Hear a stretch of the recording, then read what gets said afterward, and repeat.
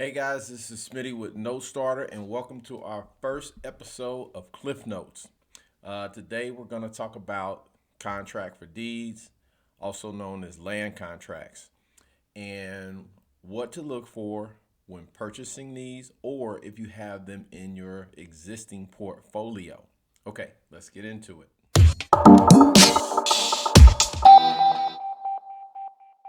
So I've been digging into the CFDs and I found out that there are investors out there that love them or they hate them. So it really just depends on, what your preference is. I think that the more you know plays a factor in your decision making, whether you purchase them or not. Um, I have a few of them in my portfolio, so I want to make sure that I'm up on all the laws and the things that I need to know in each one of the states that I have them in. One of the things to know is that when you have a CFD, you as the investor, your entity is on the title. Okay. The borrower does not get that deed to them unless they fulfill the contract, hence contract for deed. So the county will see you as the holder of that property. So that means you could have any potential liens that could attach to the property, code violations like uncut grass, cars parked in the yard. So you could get potentially billed for that because what the borrower's doing. So make sure you research those things on any existing CFDs that you have or you're planning to buy.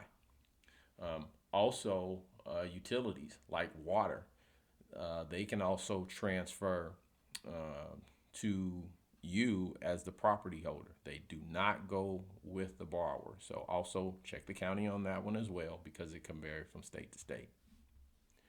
So let's talk about borrower defaults. So what happens if the borrower defaults on a CFD? Well, also it depends on this as well. Um, it could go either way. It could go from forfeiture or foreclosure. It just depends on the state, and it also depends on the origination date of that contract. So let's take Ohio for example. Uh, Ohio, if you have a contract for deed and say it's less than 5 years from the origination date and the borrower has paid less than 20%, it can go through a forfeiture. But if it's over that, it has to go through a foreclosure. Now, both of these are judicial processes.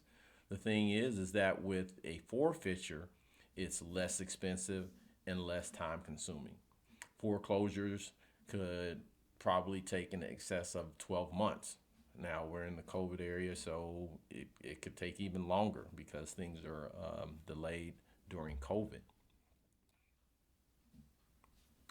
Yeah. Also, one interesting thing that I found out through listening to podcasts and talking with the actual attorney from Ohio that land contracts need to be recorded in the state of Ohio. They also need to be recorded in some other states, but again, do your research on this. But what I found out that is if it's not recorded, no need to worry, is that you still can proceed with that forfeiture or foreclosure process. Man, there's so much to know about CFDs. I'll probably do another short video eventually down the road. Uh, but like I said, these are video shorts. These Cliff Notes are short and to the point. I always suggest that you contact an attorney because I'm not one. This is for informational purposes only.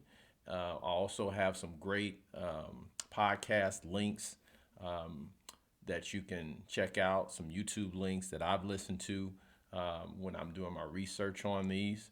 Also, be sure you make sure you hit the subscribe and the bell notification, like button, and all that good stuff for more videos to come.